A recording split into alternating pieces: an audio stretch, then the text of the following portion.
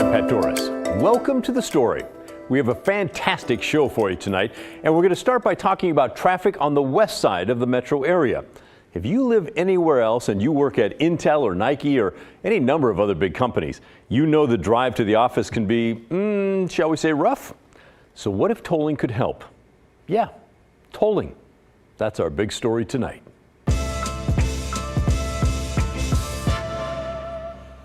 Now that tolling is dead, sort of, or for the moment, around the greater Portland area, I had a chance to sit down with Brendan Finn, the director of ODOT's Office of Urban Mobility. One of his duties is to keep studying trouble spots when it comes to traffic in our area. And one that he's been looking at lately involves the west side of the metro area, highways 26 and 217. All right, and traffic on the west side. Bad. Lots of people over there. Intel's growing like crazy and everybody else. So what's happening over there? Yeah, I mean, precisely. We have one of our biggest economic drivers is what's happening out there in Washington County with Intel, the semiconductor industry, Nike, Genentech, lots of huge employers that are great employers. We're also focusing more housing out in that area as well. So as you might imagine, that's going to exacerbate the transportation system, particularly in the Sunset Quarter and the 26.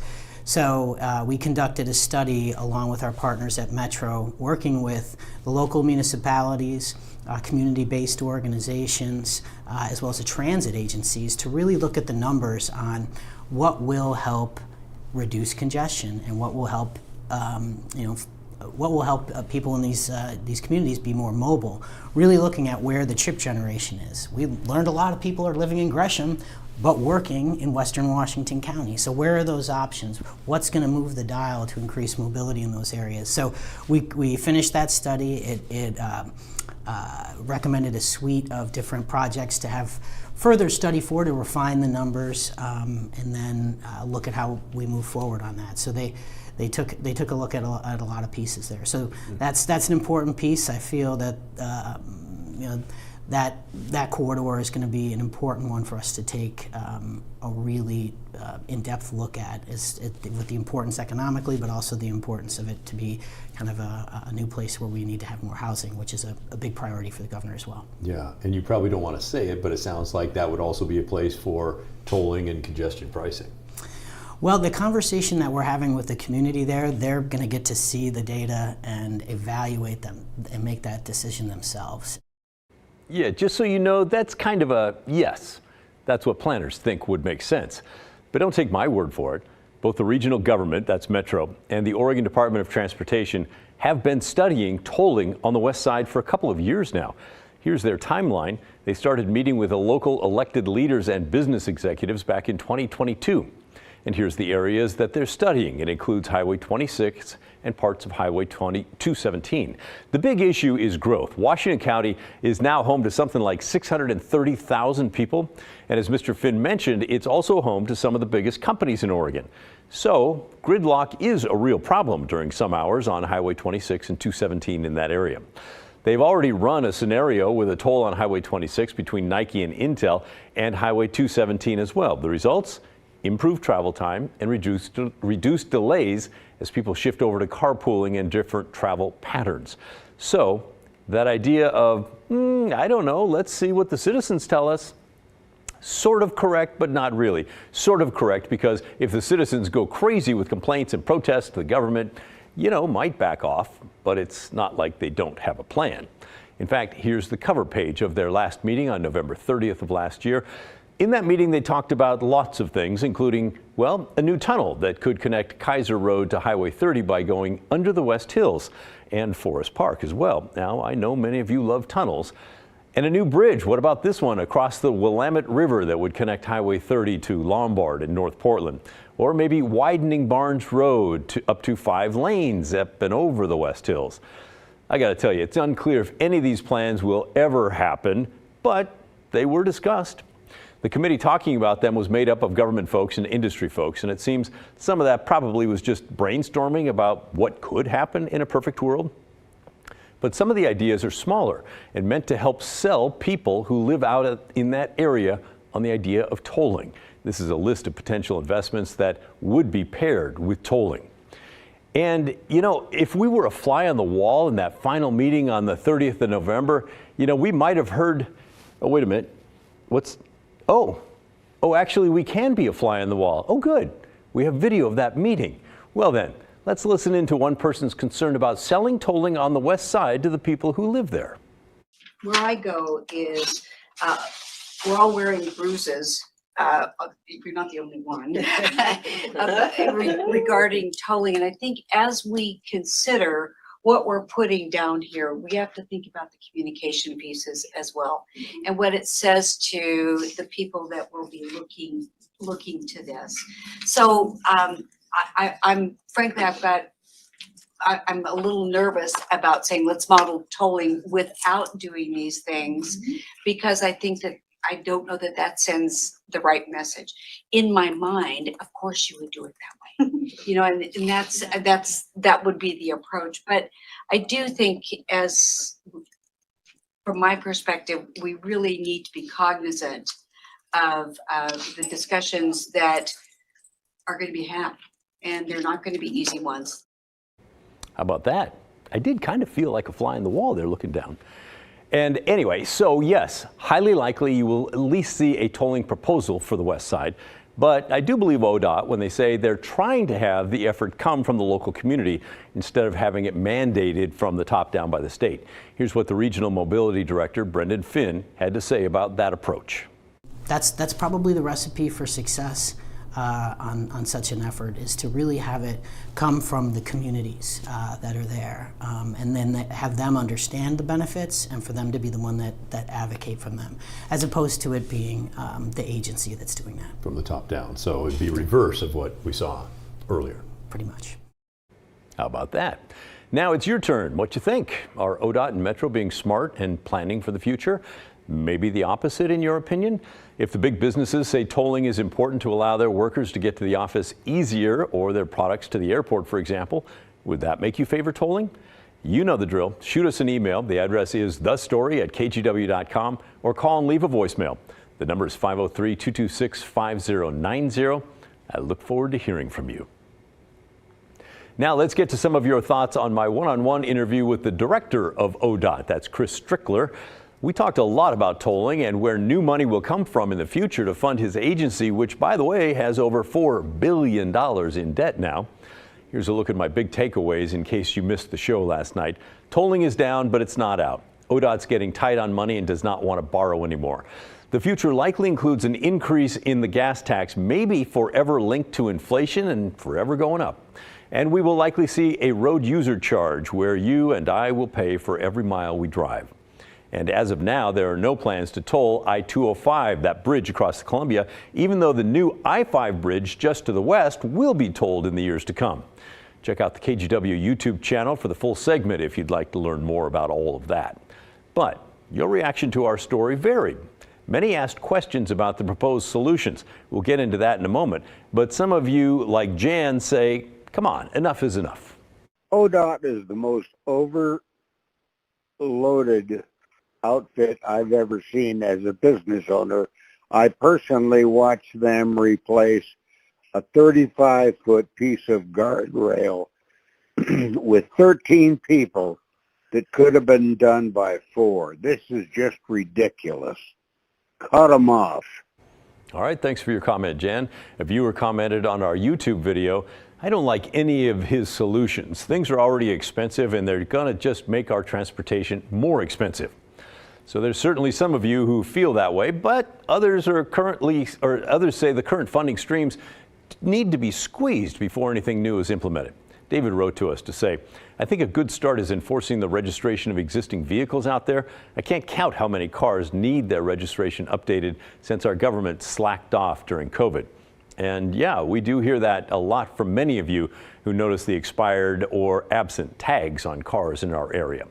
But apart from tolling, which, as we've said, is more a matter of when, not if, we'll see. It's the road user charge idea that has many of you folks fired up. Basically, with a road user charge, you pay a tax for every mile that you drive. Now, the exact details of how that would be enforced are not clear yet. Many wondered how the state would track your miles, if out-of-state travel would count, that kind of thing. And that is something for the legislature to iron out. But a viewer named Wendy already sees major issues with a plan like that. My concern on the one-on-one with ODOT Director Chris Strickler conversation about where funds are going to come if toll bridges aren't put into place is the tax for using the roads. So somebody such as myself who doesn't work from home but works out serving people in a social services setting, I'm going to be absorbing that while the people that are working at home aren't going to be. That is a huge concern of mine. All right, and Bob wrote in, what I don't see in the plan is how to apply a tax to all the Washington vehicles that travel on the highways, freeways in the metro area. Seems a little one-sided to me as an Oregonian that I should have to pay a mileage tax to pay for roads that will also benefit the hordes of vehicles that travel in and out of Portland every day from the Washington side. We'll be watching closely over the next year and a half as the governor has tasked the legislature with finding a viable funding solution for ODOT in 2025 with a pay-per-mile plan, a likely element. But how about some outside-the-box thinking? A different viewer named Bob wrote to us, every vehicle that travels Oregon Road has one thing in common, tires. I don't believe Oregonians pay a tax for tires. It's fair to everyone that uses the highway system, trucks, trailers, gas vehicles, electric vehicles, and bicycles. If the rubber meets the road, tax it. Well, I like what you did there, Bob. Turns out the tire tax idea has already been discussed in Salem. It was House Bill 3158. It was introduced during the 2023 session by Portland Democrat Rob Noce. It was sent to committee, had a single public hearing, and then sat on the shelf for 4 months. So, yeah, kind of had the air let out of it, if you know what I mean. And it died. We'll see if an appetite for a tax like that is renewed during the 2025 session as part of a suite of ODOT funding. Coming up next on The Story. Our story last week on the HOA out in Beaverton had many of you writing to us and calling in defending HOAs for the good that they can do, despite our example of a neighbor feeling the opposite. So investigative reporter Evan Watson met up with one of our viewers who happens to be a longtime realtor and recently an HOA president. Plus, he just talked with the attorney representing the HOA board out in Beaverton for their point of view. All that and more when The Story returns.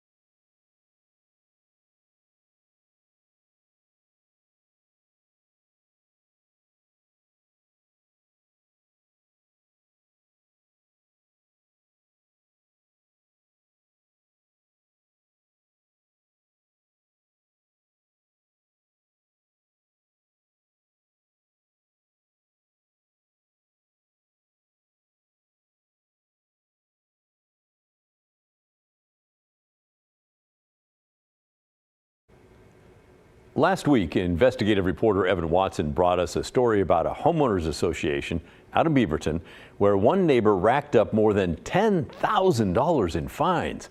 That person tried to oust the board president, but then the HOA board changed the bylaws, making that ousting pretty much impossible. We heard from many of you who are also frustrated with your HOA, but we also got a lot of feedback from people who said, whoa, whoa, whoa, whoa, whoa, hold on now. HOAs are not all bad.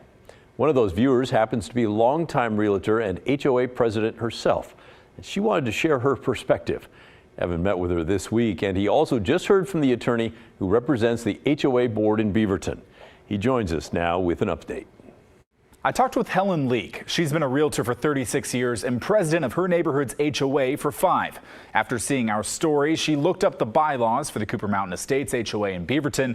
She said those bylaws are an outlier, not representative of what she's seen for decades.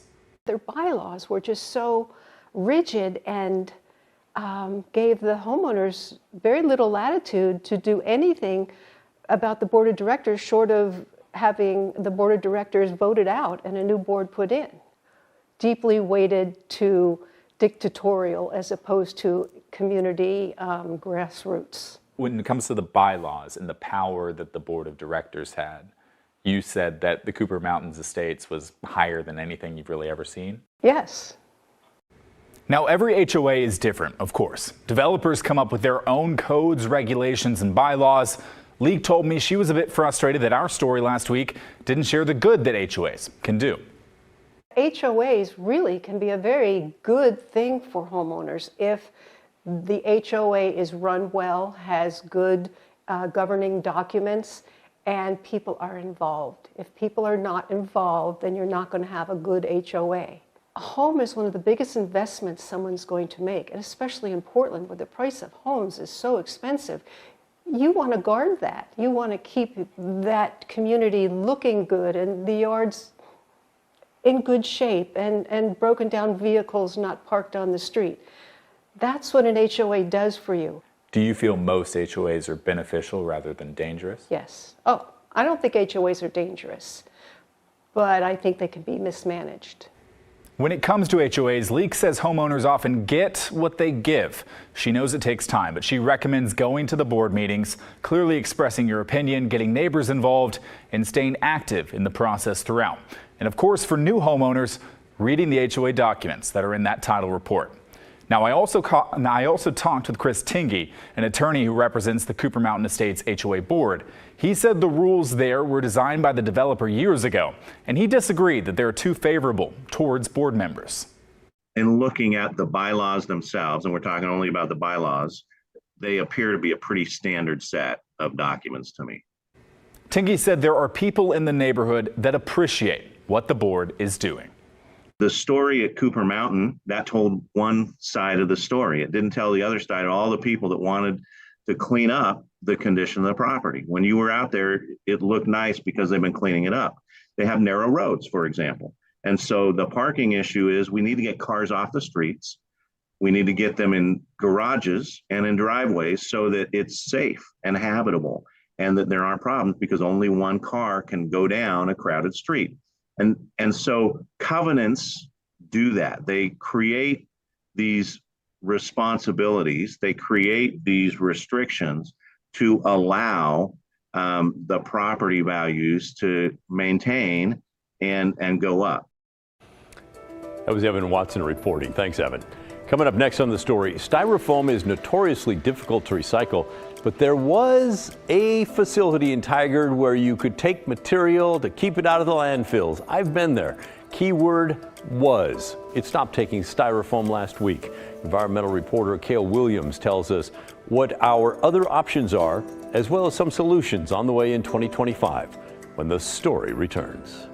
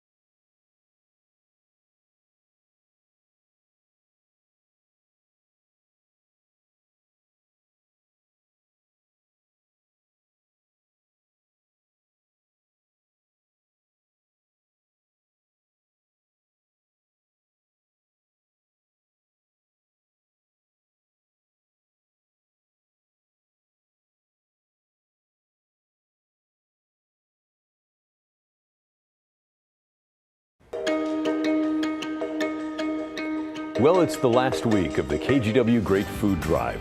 Help us finish strong, will you? We're close to collecting enough donations to provide 1.5 million meals to local families in need. You can help by giving online at kgw.com/food drive. We want to thank Rivermark Credit Union, Pacific Office Automation, Safeway, and local Toyota dealers for helping us make this year's drive a huge success. If you're looking to recycle styrofoam in the Portland area, kind of out of luck these days. The only recycling facility in our area that accepted styrofoam stopped taking the material last week. Some of you may have taken a trip or two to the facility in Tigard to drop off styrofoam. I did, and I loved it. They were great. But for now, our only option in the metro area is styrofoam in the trash. But as environmental reporter Cale Williams explains, there are some solutions on the horizon. Folks hoping to drop off styrofoam at the region's only recycling facility this week? Bummer. We're a little disappointed. It is a bummer. Yep. Oh, that really stinks. Dawn Sedgwick Bummer. was a regular visitor at the Agilix building in Tigard, I used to come here all the time. which stopped taking the material on Friday. I always bring all of my polystyrene here because there isn't any place else in the Portland area that takes it anymore. Mark Barranco is the VP of Engineering and Execution with Agilix. So the venture was extremely successful. It proved the feasibility of what became a first of its kind circular recycling model for polystyrene in the entire U.S. So if it was such a success, why shut it down? So this was envisioned as a 5-year project. It had a number of objectives established for it. We've basically checked all those boxes as far as those objectives are concerned. Because the program was just supposed to demonstrate the viability of styrofoam recycling, it didn't make much sense to keep it going. It's a small scale facility. It's dated, and it's just not economic to continue to invest and upgrade and support its ongoing operation. But not everyone is convinced that styrofoam recycling is as green as it sounds. A 2022 report from the Natural Resources Defense Council found the facility was sending hundreds of thousands of pounds of hazardous waste off-site. In 2019 alone, more than 480,000 pounds were sent out to be burned in a process called energy recovery. Barranco defended the company, saying 2019 was an outlier as the program was just getting up and running. But he did acknowledge that this type of recycling, it does create some waste. They produce byproducts, and these byproducts are not unlike any other manufacturing process that have byproducts. And depending on that type of plastic, that byproduct could be deemed as hazardous. He said that, on average, about 20% of what they took in ended up as waste. Still, Barranco noted that Agilix proved an important concept in Tigard, one that will help with plastic pollution all over the world. It is feasible to take post-use polystyrene, redirect it from going to a landfill and then turn it into new polystyrene products. Of course, that's not much immediate help to people like Dawn Sedgwick. As far as polystyrene goes, I have absolutely no idea what I'm going to do because this was literally the only place in the area that would take it. I guess I get to call Metro and see if Metro has any suggestions. Now, as far as suggestions go, Barranco told me that they're in talks with some third parties about reopening that collection spot in Tigard. That styrofoam would have to be shipped somewhere else, though, so you're going to lose some of the environmental benefit there. So I did check with Metro, and they told me that by the summer of next year, recycling centers in the Portland area will begin accepting styrofoam. And that is going to make all of our lives a little easier. Cale Williams, KGW News. Oh, that is good news. Thanks, Cale. Hey, that's the end of our show. Thanks so much for watching. And remember, the story, our collective story, well, that never ends. It just goes on and on. The good stuff, which will now air Tuesday through Thursday, is coming up right after this. Tomorrow on The Story, we sit down with mayoral candidate Rene Gonzalez for questions on how he would tackle Portland's homeless crisis if elected in November. I hope to see you then. That's tomorrow night, 6:30.